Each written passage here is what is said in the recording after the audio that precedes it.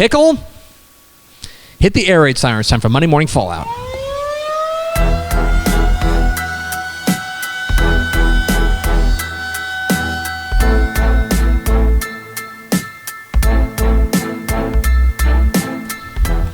Monday Morning Fallout, where we overreact to the football weekend.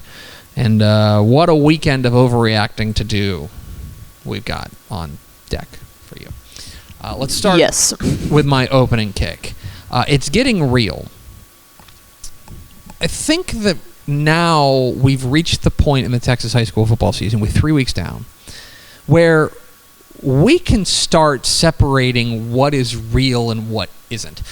We are now, I think, out of hot start, slow start territory. I think that while obviously teams can improve, or injuries can happen, or teams can fall off, I think that we're starting to figure out who these teams are. We have 3 weeks of data for a lot, 3 games of data for a lot of these teams. For example, and I'm just going to hammer on one district in particular, District 23-6A. Big dogs. Let's talk about Atascocita. Atascocita now has wins over Houston Lamar. I know a rebuilding Houston Lamar, but still a resounding win over Houston Lamar. A ranked team at the time. And then, in the span of 7 days, they went to Katy and handed Gary Joseph, I think it was his 12th all-time regular season loss.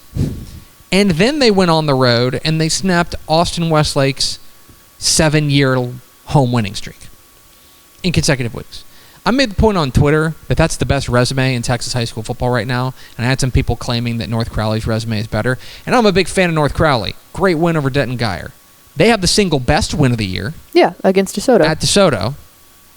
But if you're stacking up wins, 2 and 3 then belong to Atascocita. Awfully impressive there. And let's stay in that district with Humble Summer Creek. Have you seen what Summer Creek's doing? They have outscored their opponents, I believe it's 156-0 in their first 3 games. So that's getting real, right? There's other teams that I think have established themselves as being very much for real. I look at a team like Salina, pummeling Gunner. I know it's a 4A over a 3A, but the way that they did it, awfully impressive. Salina hasn't had an easy non-district trek either. No. Columbus, same thing. Steady as she goes. Absolutely romping teams. Sunray. That one was impressive. Huge win over Stratford. What I'm saying is we are now at the point where we need to start taking what we see with more of a face value to what we're saying. I think it's starting to get real around here. Game of the week, Fort Bend Hightower 40, Port Arthur Memorial 37 in overtime. This game was, to coin a phrase, Crazy Town Banana Pants. As Fort Bend Hightower scores basically as time expires to force overtime, holds Port Arthur Memorial to a field goal, and then goes down and gets a walk-off touchdown. Fort Bend Hightower is looking very good, and a team that I think you should be paying a little bit of attention to what the Hurricanes have got cooking, because I think that they are very strong. That's a 6A over a 5A, and I don't bury Port Arthur Memorial for this. But for Fort Bend Hightower, that is a wildly, wildly impressive victory there. Now it's time for Tepper's Play of the Week. And for Tepper's Play of the Week, we're going to Wink. Talk about their running back, and I hope I'm pronouncing his name correctly, Kamid Fasciani. That looks right. Right, that looks right. Kamid Fasciani, in Wink's big win last week over, you're listening to live coverage of me checking out who Wink beat last week. It is a purple team. It was Alpine, my beloved Bucks. My beloved Bucks. They beat them 60-7. It was a good win for Wink. Looked very good. And for all we've talked about Wink as far as a passing attack is concerned, obviously they're replacing Cannon Gibson, etc. Kamid Fasciani put together one of the most remarkable runs we've seen in Texas high school football this year or in the past few years. And so what I want you to do is to count the broken tackles. And to be clear, I am only counting times when I can see somebody definitely made contact with him. A defender definitely made contact with him. There's at least 2 other times that I think they did, but I can't confirm it. Anyway, I don't know if you're going to believe this, but here is Kamid Fasciani of Wink with my play of the week.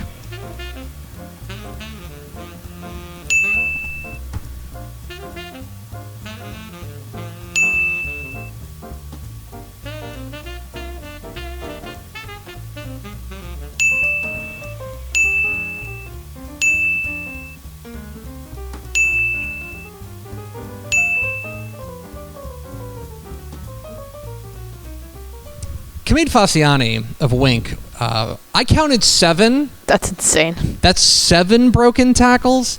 I think you could, if you wanted to squint, you could probably call it 9. Yeah. And I wouldn't argue with you. Kamid Fasciani of Wink gets my play of the week. It's time for the Dudes Rock Dude of the Week. Who rocked? We're going to find out which dude rocked the most with hashtag Dudes Rock. Let us know.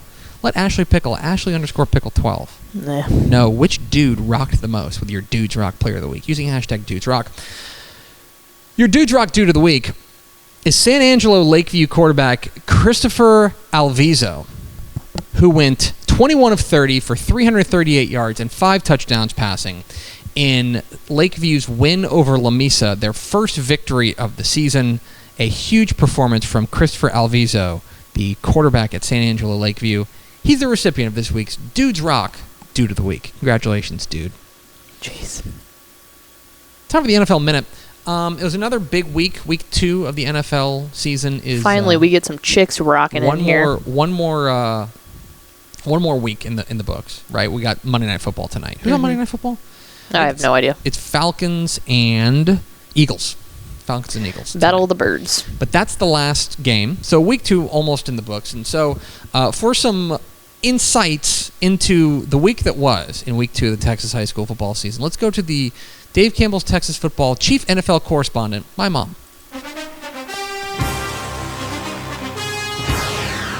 Hi, this is Chet Mom reporting the NFL moment. I'm going to highlight the LA Chargers who beat the Carolina Panthers 26-3. On offense, J.K. Dobbins, who went to LaGrange High School, had 1 touchdown. Quentin Johnson, who graduated from Temple High School, had 2 touchdowns. And Cameron Dicker, who went to Lake Travis High School, had 2 field goals. That's all the scoring they did. That's it for this week. See ya. Thanks, Mom. Dude, shout out Tep Mom, because she knew J.K. Dobbins absolutely got my fantasy team going, which I'm playing some chick named Mallory, so this was crucial for the battle of the house. Anyway, thanks, Mom, our NFL correspondent, my mom, with the NFL Minute. Stock rising, stock up, whatever you call it. I don't want to steal your stonks. Stonks. I can play our WTF Stonks intro if you really need me to. I might pick that up next week. I don't know if this segment has enough bits. Prosper Walnut Grove. Yeah. With a 29-28 heart-stopping victory over Frisco Emerson. On a Thursday. Their first ever district victory. They're now 3-0 on the week year, and I understand. So they pummeled their first 2 opponents, Carrollton Newman Smith and Little Elm. And I understand if you were like, okay, well, Carrollton Newman Smith and Little Elm. Frisco Emerson was at a dang state semifinal last year. Mm-hmm.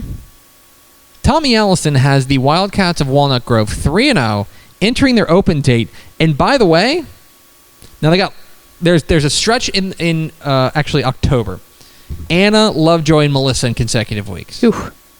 But I'll tell you this, they've set themselves up in a really, really nice way to find a playoff spot in their first varsity season. That was a huge win for Walnut Grove. 3-0, entering their open date before they play Denison in a couple weeks. Walnut Grove, stock rising. Stock falling, it's time to talk about Daingerfield. 0-3, they get blasted by Pleasant Grove. Now, Pleasant Grove's a 4A team. I get it. But so far on the year, they have a loss to Gladewater, to Tatum, and now to Pleasant Grove. They've been outscored 97-33. I'm a little concerned about the offense They have not scored more than 14 points in a game. And by the way, it doesn't get any easier. They play Center this week, who's 3-0. Not good. I'm not burying them. I think that, in fact, if you were to ask me right now, I think that they are probably still my favorite to win the district, although Hooks may have something to say about it. Mm-hmm. But the early start for Davin Nelson's squad, a team I think we had ranked second in the state to start the year in 382, hasn't been great. It's time for the Matt Stepp He Got That Dog in Him Player of the Week. Each week, Matt Stepp will identify one Texas high school football player that he believes has got that dog in him. And here is the Week 3 Matt Stepp He Got That Dog in Him Player of the Week. And now, the Matt Stepp He Got That Dog in Him Player of the Week. What's up, y'all? Matt Stepp, Dave Campbell's Texas Football. Here at George Bush Airport in Houston, Texas. I'm about to fly back to DFW and watch my Dallas Cowboys take care of business against the New Orleans Saints.